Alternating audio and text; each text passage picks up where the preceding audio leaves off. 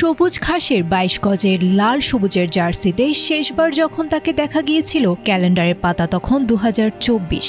এরপর সময় বয়ে গেছে গঙ্গার স্রোতের মতো। রাজনৈতিক উত্তাল হাওয়া, আইনি জটিলতা আর দেশের বাইরে অচেনা লিগের নিভৃত প্রান্তর সব মিলিয়ে এক গোলক ধাঁধায় হারিয়ে গিয়েছিলেন বাংলাদেশের ক্রিকেটের সবচেয়ে বড় বিজ্ঞাপন।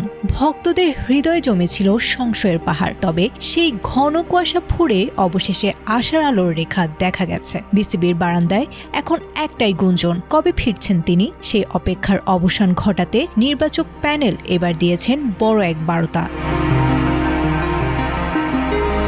দীর্ঘদিন জাতীয় দলের বাইরে থাকা সাকিব আল হাসানের ফেরা নিয়ে অবশেষে নীরবতা ভেঙেছেন প্রধান নির্বাচক হাবিবুল বাশার সুমন। পাকিস্তান সিরিজের পর নিউজিল্যান্ড সিরিজেও তার অনুপস্থিতি ভক্তদের হতাশ করলেও বোর্ড থেকে মিলেছে সবুজ সংকেত। তবে এই ফেরার পথ মোটেও মসৃণ নয়। প্রধান নির্বাচকের ভাষ্যমতে সাকিবের ফেরা এখন মূলত ৩টি স্তম্ভের ওপর দাঁড়িয়ে: ফিটনেস, ম্যাচ প্রস্তুতি এবং দীর্ঘমেয়াদী প্রতিশ্রুতি।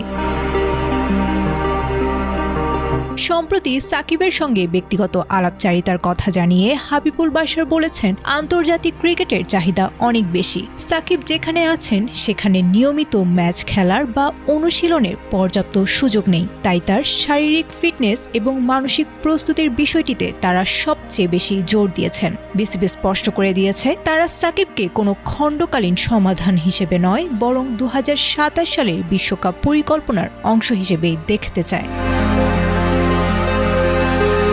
বোর্ডের এই সম্মতির পেছনে কাজ করছে সাকিবের মাঠের পারফরম্যান্সের প্রয়োজনীয়তা। তবে আইনি ও রাজনৈতিক কারণে তার দেশে ফেরা এবং ভেন্যুতে উপস্থিত থাকার সক্ষমতাও একটি বড় ফ্যাক্টর। প্রধান নির্বাচক আশাবাদী যে সবকিছু ঠিক থাকলে এবং সাকিব দীর্ঘ সময় দলের হয়ে খেলার চ্যালেঞ্জ নিতে প্রস্তুত থাকলে খুব শীঘ্রই তাকে আবারও জাতীয় দলে বিবেচনায় রাখা হবে। এখন কেবল দেখার বিষয়, সব বাধা টপকে রাজকীয় প্রত্যাবর্তনে সাকিব আবারও ব্যাটে বলে গর্জে ওঠেন কিনা। আয়েশা আক্তার, এটিএন বাংলা।